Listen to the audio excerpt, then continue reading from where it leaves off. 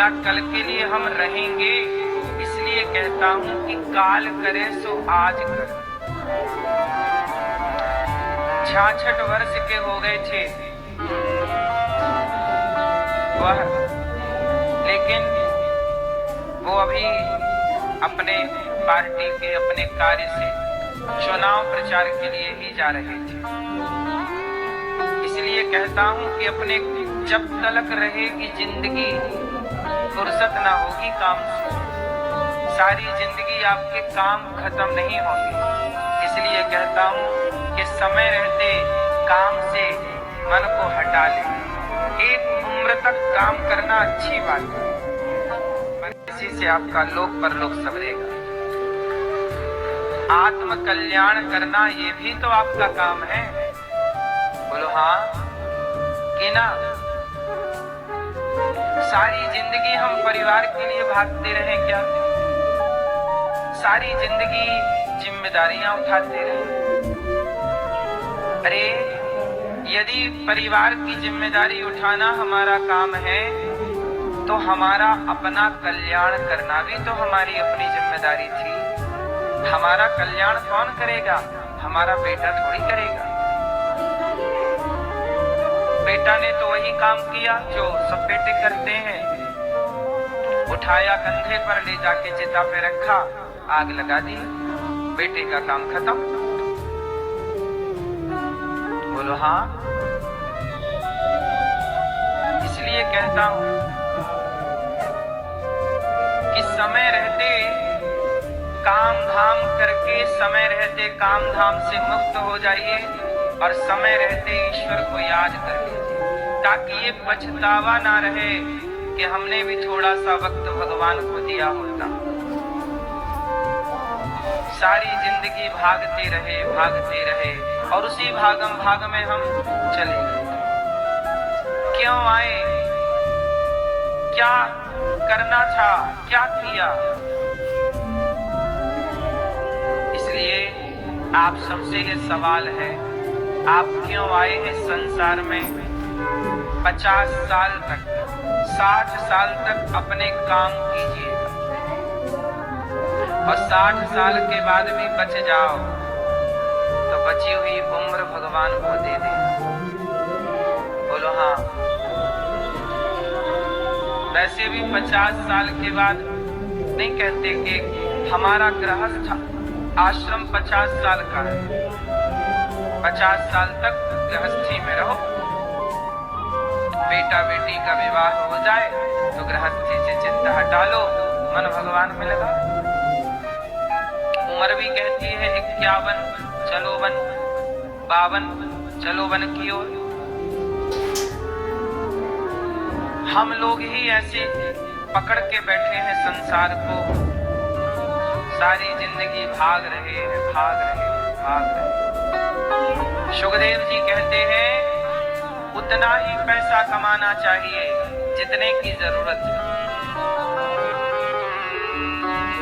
कितना पैसा कमाओ? बोलो। जितनी जरूरत है नहीं तो पैसे का करोगे क्या? हमारी जरूरत ही नहीं।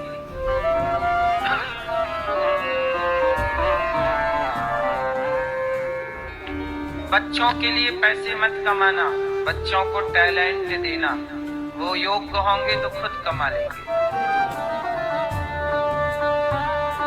पैसे कमाओ समाज की सेवा के लिए। पैसे कमाओ कि आप पैसे कमाएंगे तो राष्ट्र का सेवक बन के आप राष्ट्र की सेवा कर पाएंगे। सुखदेव भगवान कहते हैं कि देखो परीक्षित जी, भगवान ने ये संसार बनाया है। सुखदेव भगवान को प्रणाम कर रहे हैं और भगवान के स्वभाव का वर्णन कर रहे हैं। एक बार भगवान कृष्ण दुर्योधन को समझाने के लिए हस्तिनापुर आए और हस्तिनापुर में दुर्योधन से कहा कि देख दुर्योधन, पांडवों को 5 गांव दे दो रहने के लिए, युद्ध नहीं होगा। यदि आप युद्ध से बचना चाहते हैं तो पांडवों को 5 गांव दे। पांडवों को कितने गांव? 5 भाई है ना, 5 गांव दे। दुर्योधन बोला ना, मैं 5 गांव क्या, सुई की नौक बराबर जगह नहीं दूंगा। यही बोले थे ना दुर्योधन ने शब्द। क्या बोला था एक बार आप बोल के बताओ? बराबर भूमि भी मैं। अच्छा, अब दुर्योधन जिस भूमि के लिए लड़ता रहा वो भूमि आज भी जहां की तहां पड़ी। ना हारने वाला दुर्योधन वाले पांडव रहे, लेकिन हस्तिनापुर की भूमि आज भी, जिसे आज आप लोग मेरठ कहते हैं, वह उस जमाने की हस्तिनापुर थी। जिस जमीन के लिए लड़के मर गए महाभारत में, वो जमीन आज भी जहां की तहां पड़ी है। और जमीनों के लिए लड़ने वाले मरते चले गए, मरते। और वो जगह आज भी, बताओ, दुर्योधन ले गया सुई की नौक बराबर, पांडव ले गए? ले कोई नहीं गया। मेरठ के लोग उसी भूमि में आज भी रह रहे हैं। उसी भूमि को अब छगनलाल कह रहा है कि ये मेरी है। बोलो हाँ। अब उसका घर बना हुआ है। जिस भूमि के लिए हम लड़ते हैं वो भूमि जहां की तहां होती है, और हम लड़ लड़ के मर जाते हैं, लड़ मर जाते हैं। इसलिए कहता हूं, समझदारी लड़ना नहीं, प्रेम से रहना। दुर्योधन के पास भगवान आए, पांडवों को दे दो, बोले नहीं दूंगा। बाद में दुर्योधन ने भगवान को 56 भोग परोसे, प्रभु खाओ, हमारी माता ने आपके लिए बनाए हैं 56 भोग। भगवान बोले दुर्योधन, तेरे भोजन में स्वाद तो है पर प्रेम नहीं। और जिस भोजन में स्वाद होता है, प्रेम नहीं होता, मैं प्रेम से हीन भोजन को ग्रहण नहीं करता। मैं तेरा भोजन नहीं खाऊंगा। तो क्या खाओगे? बोले हम विदुर जी के घर जाएंगे। और विदुर जी के घर गए, काकी से कहा, काकी बड़ी भूख लगी है। काकी तो साग पका रही थी भतुए की, ना उसमें मिर्चा था, ना तेल, ना मसाला, ना कोई छौंका। पानी में उबाल कर साग भतुए की, इन्हीं खेतों में भतुआ होता है, भतुआ पकाया, खा लिया।